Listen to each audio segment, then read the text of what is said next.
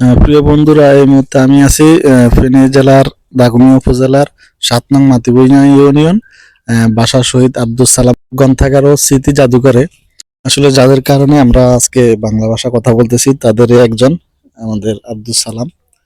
এটা সালামনগর অনেকে বলে থাকেন। এখানে আহ, বাসা শহীদ সরকারি প্রাথমিক বিদ্যালয় একটা আছে, এটা হচ্ছে তার মাঠ। মাঠে এখানে একটা শহীদ মিনারও আছে।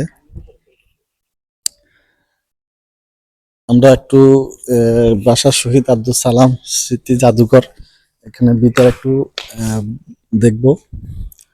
এখন প্রত্যেকটা কক্ষে কিন্তু তালাবদ্ধ অবস্থা আছে।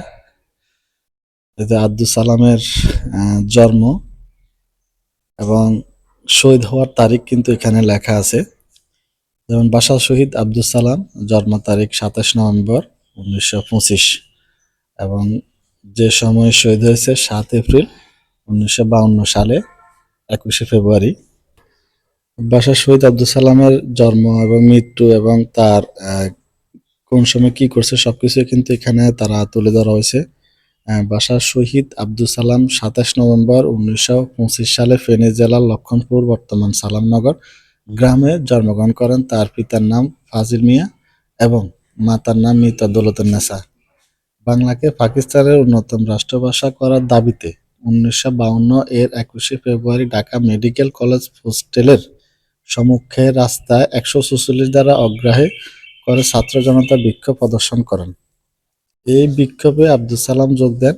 ছাত্র জনতার বিক্ষোভের উপর পুলিশ গুলি চালালেও আব্দুল সালাম গুলিবিদ্ধ হয়ে আহত হন। অতঃপর তাকে ঢাকা মেডিকেল কলেজ হাসপাতালে নেওয়া হয়। হাসপাতালে ১.৫ মাস কাল চিকিৎসাধীন থাকার পর ১৯৫২ সনের ৭ এপ্রিল মৃত্যুবরণ করেন। ২০০০ সালের ফেব্রুয়ারি মাসে তাকে মরণোত্তর ২১ পদকে ভূষিত করা হয়। তার শহীদ স্মৃতি উত্তরকালে বাঙালি জাতির চেতনা ও দেশপ্রেম জাগ্রতকরণে দিশারি হিসেবে ভূমিকা পালন করে। তখন তারা যদি এই দেশের জন্য যুদ্ধ না করতো, এই ভাষার জন্য যুদ্ধ না করতো, তাহলে হয়তো আমাদেরকে আজকে পাকিস্তানের ভাষায় কথা বলতে হইতো। এটা হচ্ছে আমাদের আব্দুল সালাম, তার একটা ফটো ছবি অঙ্কিত করা হয়েছে এখানে। মোটামুটি এখানকার এরিয়া এবং এখানকার জনসংখ্যা যারা, তারা মোটামুটি ভাবে এখানে অনেকে আসছেন এবং যারা দূর দূরান্ত থেকে ভিডিওটা দেখবেন ইচ্ছা করলে আপনারা আসতে পারবেন। এটা হচ্ছে ফেনী জেলার দাগনভূঞা উপজেলার ৭ নং মাতিবুইয়া। সালামনগর বললে কিন্তু অনেকে এটাকে চিনিয়ে দিবে।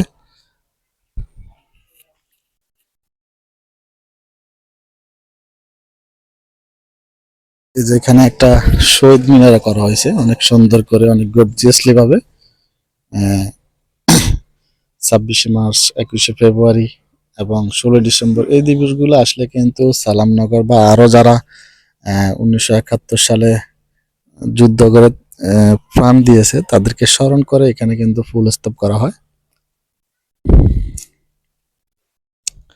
মোটামুটি ভাবে এরিয়াটা অনেক সুন্দর, অনেক গর্জিয়াস, অনেক সুন্দরভাবে কিন্তু এই সালামনগরটা করা হয়েছে।